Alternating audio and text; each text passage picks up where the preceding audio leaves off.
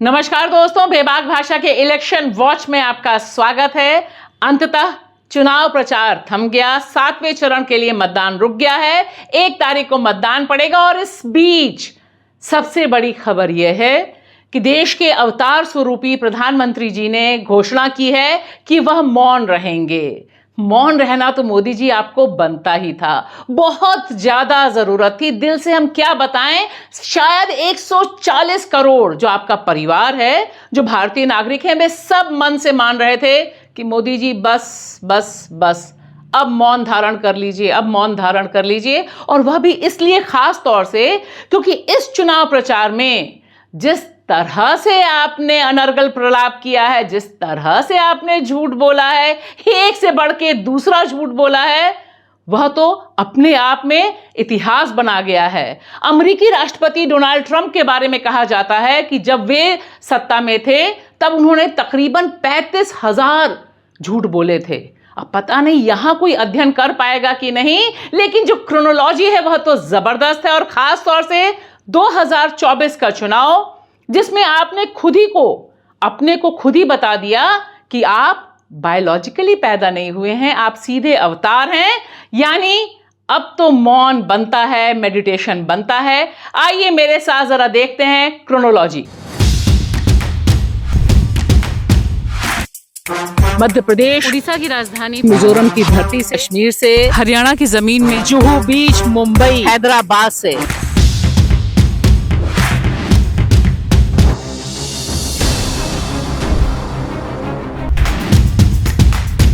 तो दोस्तों, मोदी जी का जो मौन शुरू हो रहा है, शाम से लेकर 1 तारीख जब तक आप वोट नहीं डालेंगे तब तक के लिए, उस दौरान जिस तरह का कैंपेन होगा वह तो अलग बात है। लेकिन आखिर इस मौन की जो क्रोनोलॉजी है वह समझिए कि इस दौरान मोदी जी ने जो भाषणों का बम्पर इस्तेमाल किया, जिस तरह से नफरत नफरत नफरत, मुसलमान मुसलमान मुसलमान, जिसे तेजस्वी यादव ने कहा कि वह म करते मिमियाने लग गए हैं, उसे थोड़ा सा मेरे साथ देखिए और फिर उसे कनेक्ट कीजिए मोदी जी के मौन से। ये भाषा प्रधानमंत्री की होनी चाहिए। ये मुजरा, मटन, मछली और क्या क्या, मंगलसूत्र, मुसलमान मंदिर, म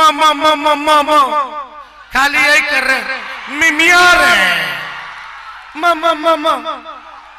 आइए सबसे पहले देखते हैं कि 6 अप्रैल से यह जो म शुरू हुआ वह कैसे है। फील गुड कीजिए, देखिए कि देश के प्रधानमंत्री, अवतार स्वरूपी प्रधानमंत्री किस तरह से 6 अप्रैल को एजेंडा सेट करते हैं कि अब वे बस और बस मुसलमान, नफरत और लोगों को डराकर वोट मांगने की पॉलिटिक्स करेंगे इन चुनाव के दौरान। सुनिए, थोड़ा सा सुनिए 6 अप्रैल को उनका भाषण, जिसमें उन्हें याद आ गया मुस्लिम लीग की छाप। 2 लड़कों की जो फिल्म पिछली बार फ्लॉप हो चुकी है, उस 2 लड़कों की फिल्म को इन लोगों ने फिर से रिलीज किया है।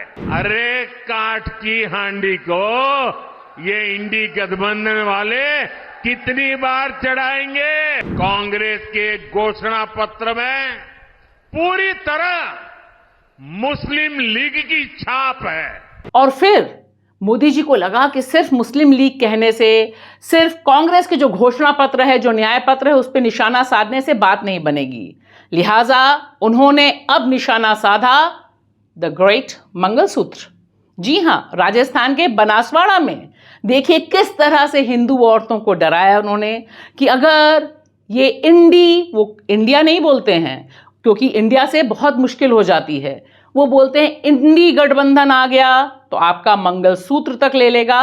सुनिए जरा, कितना जबरदस्त भाषण है। मेरी माता और बहनों की जिंदगी में सोना उसके स्वाभिमान से जुड़ा हुआ है, उसका मंगलसूत्र उसके जीवन के सपनों से जुड़ा हुआ है। तुम उसे छीनने की बात कर रहे हो अपने मैनिफेस्टो में कि देश की संपत्ति पर पहला अधिकार मुसलमानों का है। इसका मतलब ये संपत्ति इकट्ठी करके किसको बांटेंगे?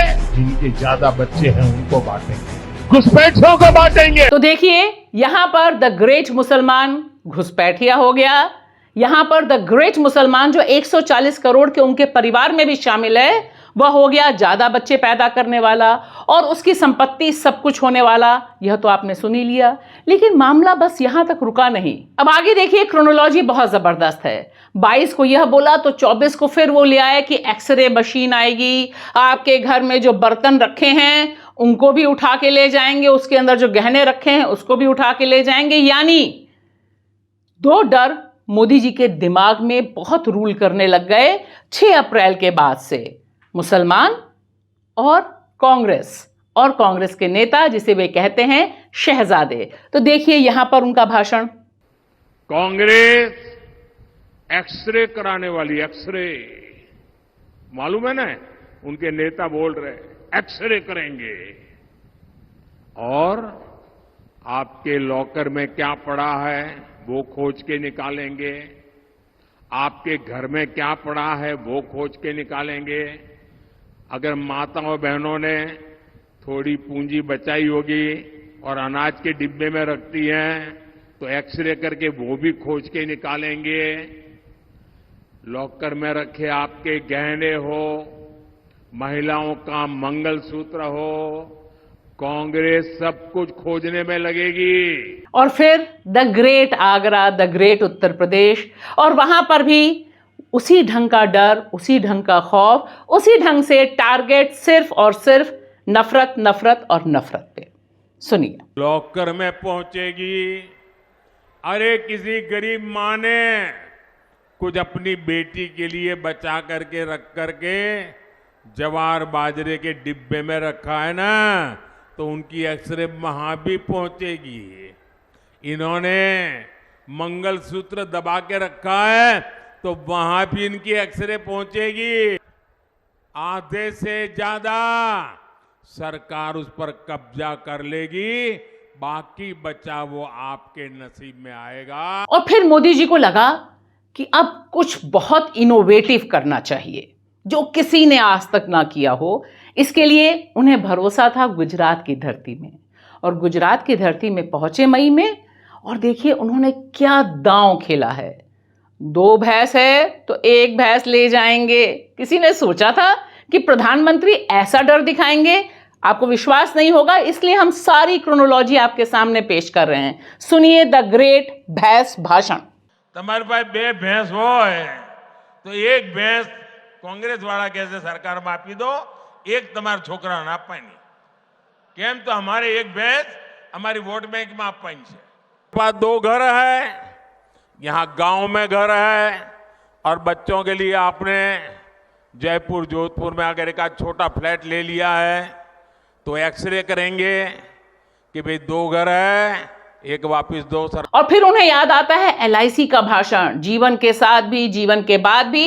और यहां वो बताते हैं कि कांग्रेस वाले लूटेंगे आपको जीवन भर और मरने के बाद भी आपको लूट ले जाएंगे, आपकी संपत्ति बांट देंगे। अब समझ नहीं आ रहा था कि वे क्या मान के चल रहे हैं कि देश के लोगों के पास कितनी संपत्ति है। लेकिन ये सुनिए भाषण उनका। कांग्रेस की लूट, कांग्रेस की लूट जिंदगी के साथ भी, जिंदगी के बाद भी। और देखिए फिर वह आए, रूबिका लियाकत को दिया उन्होंने द ग्रेट इंटरव्यू, और इस इंटरव्यू में उन्होंने अनाउंस कर दिया कि अब वह कन्विंस हो गए हैं कि वह मां की गोद से, मां की कोख से पैदा नहीं हुए। उन्हें भगवान ने अवतार के तौर पर भेजा है। सेवा किसकी करेंगे वो अलग बात। सुनिए यह इंटरव्यू। मां जिंदा थी, मुझे लगता था कि शायद बायोलॉजिकली मुझे जन्म दिया गया है। मां के जाने के बाद इन सारे अनुभवों को मैं जोड़ करके देखता हूं तो मैं कन्विंस हो चुका हूं। और सिर्फ यही मामला नहीं रुका, फिर उन्हें लगा कि अभी तो चोरी भैंस तक ही पहुंची है, मकान तक ही पहुंची है, लिहाजा इस बार वो आ गए कि अगर इंडिया गठबंधन आ जाएगा तो टोटी चुरा कर ले जाएगा। इसीलिए मैं सब लेकर आई हूं आपके लिए, ताकि आप सुने ध्यान से। सुनिए यह भाषण। सपा कांग्रेस वाले आपके घर की पानी की टोंटी भी खोल के ले जाएंगे। और फिर द ग्रेट गांधी का दांव। शायद ही दुनिया में किसी को भरोसा होगा कि मोदी जी को, देश के प्रधानमंत्री जो 10 साल से हैं, उन्हें गांधी जी के बारे में तब पता चला जब 1982 में यह फिल्म बनी। और यह दांव उन्होंने चला कि 75 साल में गांधी को दुनिया को बताया नहीं। यह काम भी बेचारे द ग्रेट पीएम को करना पड़ा। दुनिया में महात्मा गांधी एक बहुत बड़े महान आत्मा थे।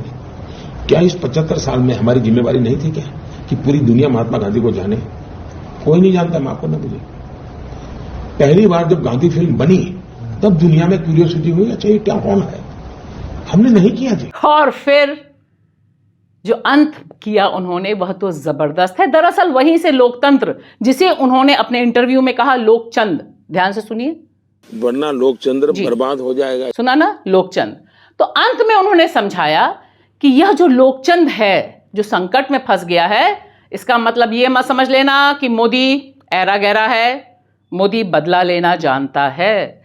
धमकाने डराने पर पहुंच गए मोदी जी। और वाकई जो आपने चुनाव प्रचार का अंत किया मोदी जी, वह तो कमाल है। हम सब डर गए, आपके अवतार स्वरूप से पहले ही डरे हुए थे, और फिर जिस तरह से आपने डराया कि आप वसूलेंगे जरूर। मोदी को समझने की, अगर मोदी जिस दिन मुंह खोलेगा